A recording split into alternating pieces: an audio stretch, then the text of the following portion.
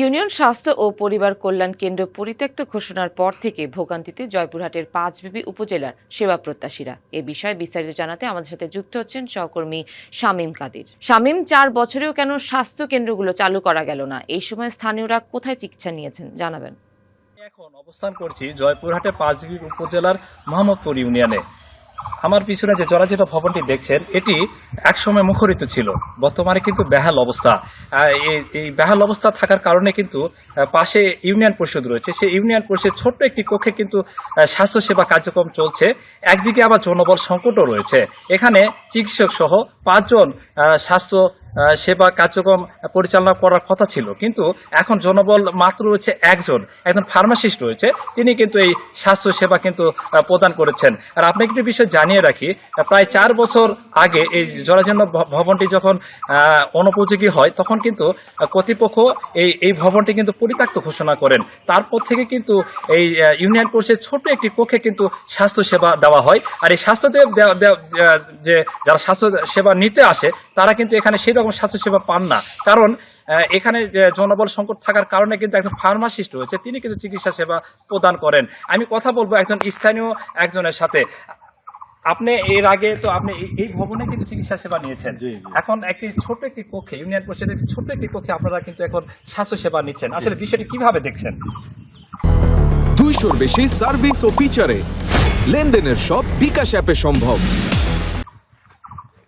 এই স্বাস্থ্য কেন্দ্রটি জয়পুরহাট জেলা থেকে প্রায় 25 কিলোমিটার দূরে এবং দিনাজপুর জেলা গাইবান্ধা জেলার মোহনায় অবস্থিত, এবং এই এলাকার মানুষের স্বাস্থ্য সেবার একমাত্র ভরসার জায়গা ছিল এই মোহাম্মদপুর ইউনিয়ন স্বাস্থ্য এবং পরিবার কল্যাণ কেন্দ্রটি। এখানে এই এলাকায় শত শত মানুষ বিভিন্ন এলাকা, যেহেতু 3টি জেলার মোহনা, বিভিন্ন জায়গা থেকে এখানে আসতো এবং এখান থেকে স্বাস্থ্যসেবা নিত। বিগত 4 বছর আগে এই ভবনটি জরাজীর্ণ, ছাদ ধসে পড়ছে এবং অনেক কর্মচারীরাও তারা যেখানে বসতো তার মাথার উপরে ধসে পড়তো। এখন এই ভবনটি 4 বছর আগে পরিত্যক্ত ঘোষণা করার পরে এখানে একটা ইউনিয়ন পরিষদ আছে, ইউনিয়ন পরিষদের ছোট্ট একটি ঘরে একজন ফার্মাসিস্ট এই স্বাস্থ্যসেবা দিয়ে যাচ্ছে, যার কারণে এই এলাকার মানুষ স্বাস্থ্য সেবার যে সুযোগ সেটা থেকে বঞ্চিত হচ্ছে। এবং এখানে কেউ যদি অসুস্থ হয়, অনেক দূরের হাসপাতালগুলোতে যেতে যেতে অনেক রোগী রাস্তায় মারা যাচ্ছে। প্রাথমিক স্বাস্থ্যসেবাটা পেলে মানুষ অনেক বড় ঝুঁকি থেকে মুক্ত হতো। এখানে 5 জন